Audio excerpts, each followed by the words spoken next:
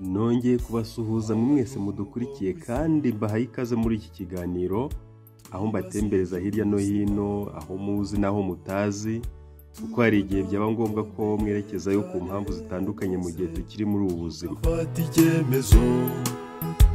Birashoboka ko wakwerekeza mu gice iki n'iki ku mpamvu zitandukanye, cyane ndatanga urugero nk'amakorari mushobora kujya mugeraho mwatumiwe bitabagoye cyangwa se ngo mube mwayoboza, ahubwo kuko mba narahabagejeje nkabatembereza mukagenda muzi aho mugiye nk'aho musanzwe muhazi.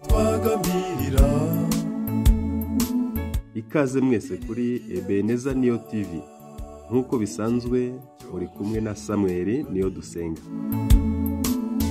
Tugasubiza amaso kure twibuka ibyo yakoze. Abahazi mwamaze kuhamenya, batahazi namwe muri kwibaza iki kibazo mutese nihe atwerekeje. Byose ni muri iyi nkuru. Tutishimwa mukiza. Turi mu misozi yambuye mu karere ka Ruhango, umurenge ni Kabagari, ku cyicaro cy'intara y'ivugabutumwa yambuye, nk'uko tubivuga mu itorero ry'Abadiventiste b'umunsi wa karindwi. Iyo uhahagaze uba witegeye imisozi ya Buhanda. Ni wowe tuyikesha.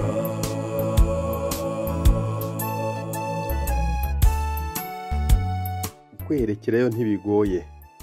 Iyo ugeze mu mujyi wa Ruhango ufata umuhanda bita Rute Kibuye, werekeza Igitwe, wagera Igitwe ugakomeza ku Buhanda, wagera ku Buhanda ugatambika ku isoko hirya ugana ku isoko ry'inka, ni hakurya aho ngaho mu mahumbezi meza arangwa hakikije iyi nyubako, kubera ubusitani bwiza cyane buzana n'umwuka mwiza mu rusengero. Warwicaramo wumva n'amagambo Imana yandikishije ukavuga uti Imana ni nziza ibihe byose, kandi ibihe byose Imana ni nziza, niyo kamere yayo kubw'imirimo itangaza yakoze ku bwacu. Ibyo bigatuma muvugira rimwe muti haleluya, bivuze ngo icyubahiro n'ishimwe no guhimbazwa n'ibyo Uwiteka Imana yacu yaduhaye agakiza ku buntu, maze mukongera mukikiriza muti amena, bisobanuye ngo bibe bityo kuri twe. Igihe kiza nk'iki cyo gushimira umwami. Mbere yuko twinjira mu rusengero, isemo kubanza kubatembereza ubusitani bwaro. Twibuka ibyo yakoze. Aha niho benshi bita ku Uwiteka. Ni ahantu abizera bateranira cyane cyane iyo bigaragara ko ari benshi badakwirwa mu rusengero. Bene aha haba hubatswe inyubako ntoya umubwiriza n'abamuherekeje babasha kwicaramo, aho abakristo bose babasha kubareba bicaye mu busitani bwiza cyane nk'ubu ngubu murimo mureba. Mukiza shimwa komeza uturengere. Kuri buri itorero ry'Abadiventiste b'umunsi wa karindwi, aho twita ku cyicaro cy'intara y'ivugabutumwa, bene iyi nyubako ibihari. Inkomoko y'iri zina kugira ngo bahite ku Uwiteka ese ni iyihe? Ni inzu ntoya yubatse muri ubu buryo.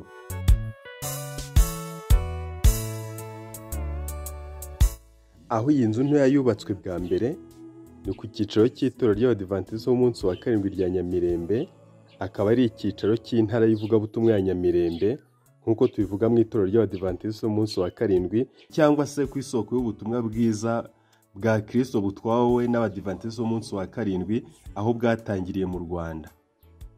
Aho ni ku musozi wa Gitwe. Benshi ntabwo muzi izina Nyamirembe, muzi Igitwe, ariko ni aho ngaho. Itorero ntabwo ari Igitwe, ahubwo ni Nyamirembe.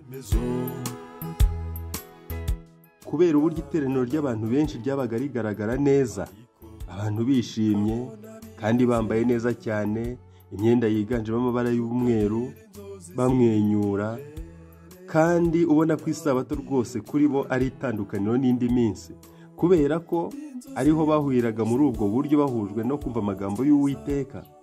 Byatumye kuri iyo nyubako ntoya bandikaho amagambo aboneka muri Bibiliya, muri Zaburi 126:3 agira ati Uwiteka yadukoreye ibikomeye natwe turishimye.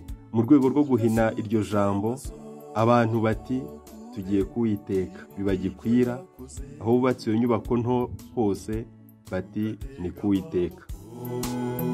kuko tumukesha kubaho tutishimwa mukiza shimwa. Iruhande rw'uru rusengero rwambuye tuhasanga inyubako ikomeye cyane yubatswe mu mabuye na sima. Si henshi mu bice by'intara y'Amajyepfo wabona inzu nk'iyi. Iyi nyubako mu myaka yashize yahoze ariyo rusengero, ariko ubu ihari nk'inzu nyaburanga ituma abantu babasha kwibuka mu mateka yaranze iri torero mu bihe bitambutse. Mu gikari cy'iyo nyubako tuhasanga ibiti by'amapera, nk'uko muri aka gace k'imisozi ya Gitwe ari umwihariko waho, amapera.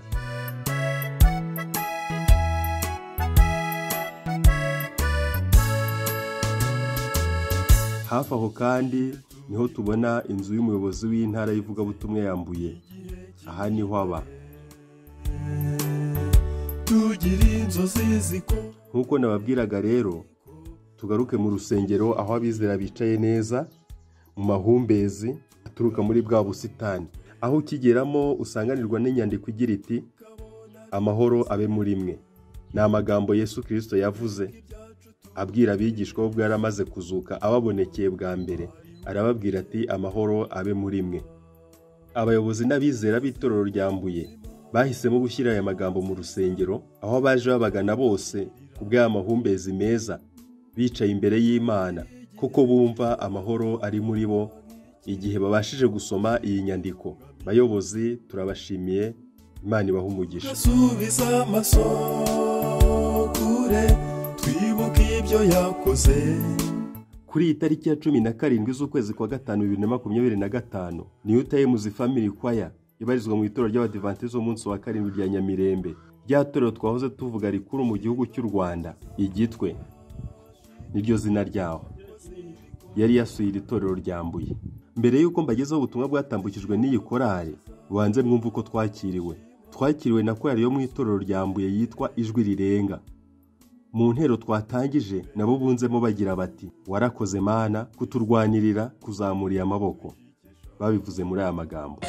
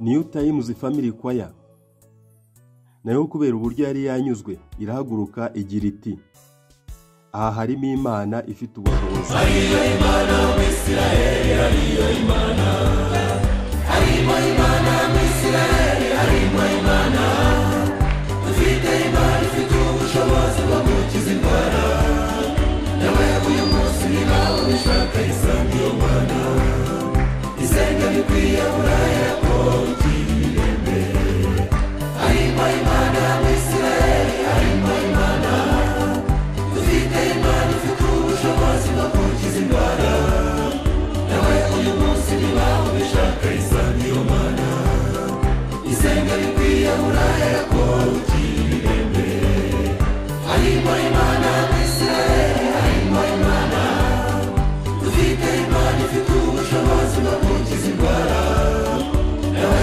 uyu munsi niba ubishaka isanga iyo Mana, isenga bikwiye urahera ko ukirembe.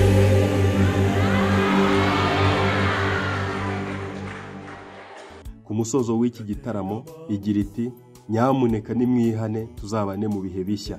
New Times ni ibihe Kristo ari hafi kutwinjizamo bitazarangwamo ikibi icyo ari cyo cyose. Twitegure.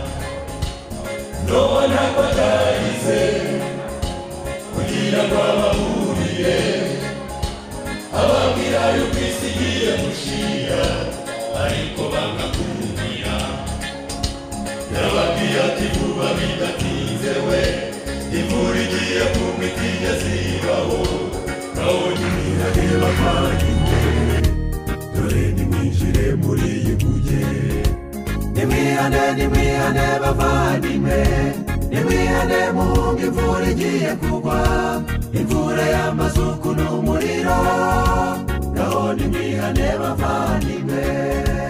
Reka mbashimire kuba mwahisemo kubana nanjye, kandi uko nshobojwe nzajya mbagezaho amakuru nk'aya y'ahantu nyaburanga, aho twigira urukundo rw'Imana haba mu byaremwe ndetse no mu bo yaremye. Imibereho yacu kwisi, mwari kumwe na Samuel Niyodusenga, ni wowe tuyikesha, nakagaruka.